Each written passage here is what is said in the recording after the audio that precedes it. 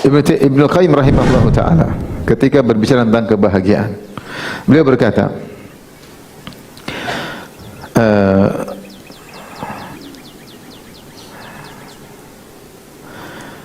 kata beliau, hadhil mahabbatu hiya unwanus sa'adah.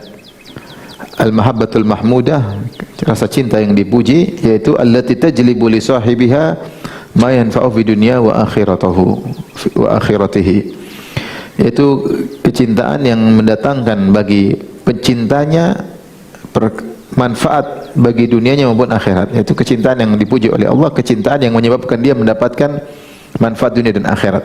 Wa hadhil mahabbah hiya unwanus sa'adah, dan rasa cinta ini adalah tanda kebahagiaan.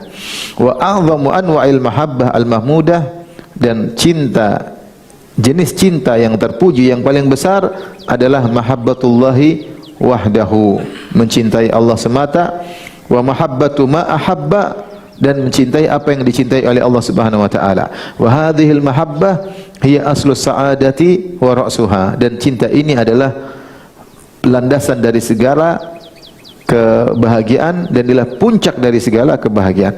Ibnu Qayyim rahimahullah ta'ala menyatakan sebab utama kebahagiaan adalah cinta kepada Allah Subhanahu wa ta'ala, adalah landasan segala kebahagiaan, dan puncak segala kebahagiaan adalah cinta kepada Allah. Beliau juga berkata, a'zamu sa'adatil abdi, kebahagiaan paling agung dimiliki oleh seorang hamba, yaitu tafrigu qalbihi luhabbillah, dia fokuskan hatinya untuk cinta kepada Allah Subhanahu wa taala. Ini kelihatannya sepele, tapi benar ini adalah puncak kebahagiaan. Makanya Ibnu Qayyim rahimahullah punya perhatian khusus tentang penjelasan terhadap nama-nama Allah dan sifat-sifat Allah, sampai ditulis risalah doktora 3 jilid oleh seorang syekh namanya Al-Walid Al-Ali. Dia nulis 3 jilid tentang pembahasan Ibnu Taimiyah tentang nama-nama dan sifat-sifat Allah Subhanahu wa taala. Kita kalau ingin bahagia, berusaha untuk mencintai Allah Subhanahu wa taala. Bagaimana cara mencintai Allah Subhanahu wa taala? Di antaranya yang paling cepat adalah mempelajari nama-nama dan sifat-sifatnya. Kita kenali Allah. Sebagaimana perkataan pepatah, tak kenal maka tak sayang. Maka sisihkan waktu untuk mengenal Allah Subhanahu wa taala. Allah telah memperkenalkan dirinya dalam Al-Qur'an melalui nama-namanya, melalui sifat-sifatnya, melalui aturan-aturan alamnya, melalui syariatnya. Allah kenalkan dirinya agar kita semakin cinta kepada Allah Subhanahu wa taala. Masalahnya Allah perkenalkan dirinya, namun kita tidak berusaha mengenali Allah Subhanahu wa taala. Hampir setiap lembar Al-Qur'an yang kita lewati pasti ada nama-nama Allah, pasti ada sifat-sifat Allah. Pelajari apa maksudnya nama-nama tersebut, apa maksudnya sifat-sifat tersebut. Kenapa ayat ini Allah tutup dengan nama ini? Kenapa ayat ini Allah tutup dengan sifat ini? Itu sangat mempermudah kita mencintai Allah Subhanahu wa taala. Kita sering memikirkan tentang nama-nama sifat-sifat Allah membuat kita cinta kepada Allah Subhanahu wa taala. Disitulah puncak kebahagiaan. Puncak kebahagiaan adalah jika hatimu dipakai untuk memikirkan pencipta hati tersebut, pemilik hati tersebut, Allah Subhanahu wa taala. Dan puncak kesengsaraan jika hatimu semakin kosong dari sang pencipta hati. Orang selalu mikir dunia, lupa dengan mikir Allah, hatinya sengsara, hatinya kering. Orang yang selalu mikir Allah Subhanahu wa taala, mikir Allah Subhanahu wa taala, mikir sifat-sifatnya, mikir nama-nama, mikir syariatnya, mikir apa yang dicintai oleh Allah, mikir apa yang dilarang oleh Allah Subhanahu wa taala. Saya lakukan ini sesuai syariat atau tidak?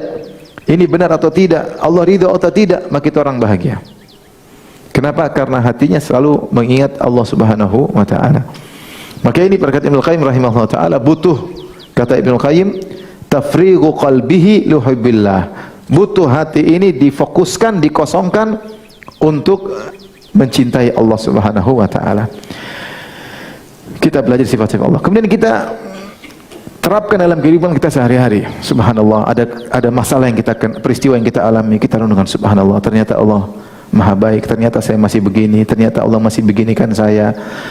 Kita pikirkan dalam hari-hari kita ya, bahwasanya Tuhan kita ini berikan nikmat kepada kita terlalu banyak.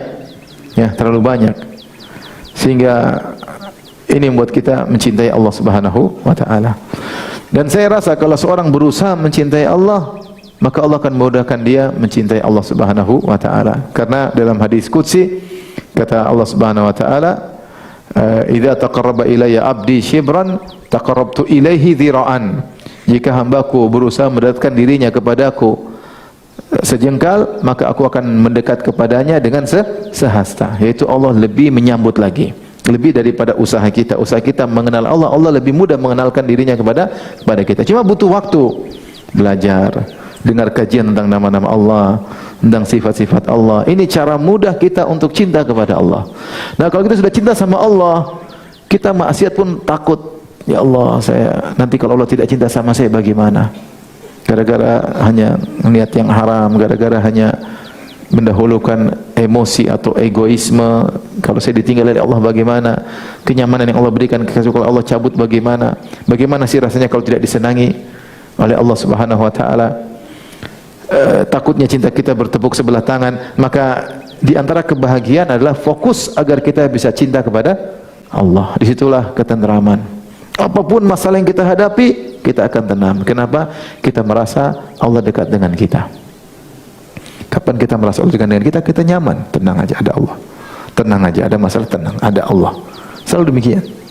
Tapi kapan hati kita kosong, yang kita pikirkan dunia, nggak pernah mikir akhirat, nggak pernah mikir Allah Subhanahu wa taala, bagaimana mau bahagia?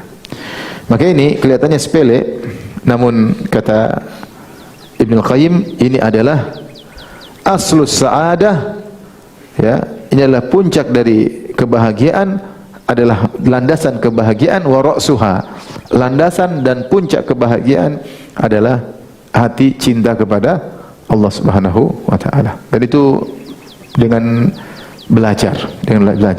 Kita kalau belajar tentang tafsir, tentang ayat-ayat, subhanallah, luar biasa ayat ini. Kenapa yang berbicara Rabbul Alamin? Tafsirnya sungguh menakjubkan. Kalau kita lihat para ahli tafsir membahas satu ayat, kita masya Allah, kita kagum dengan Tuhan pencipta kita ini, luar biasa ya. Bagaimana bisa begini? Kita belajar syariatnya, subhanallah, bagaimana syariat ini begitu profesional, begitu kokoh, begitu indah, begitu tahu tentang maslahat. Kenapa yang bikin tersyariat adalah siapa? Allah Subhanahu wa taala. Ini semua dengan ilmu. Belajar tentang nama-nama Allah, sifat-sifat Allah, syariat Allah, hukum-hukum Allah, membuat seorang semakin cinta kepada Allah Subhanahu wa taala.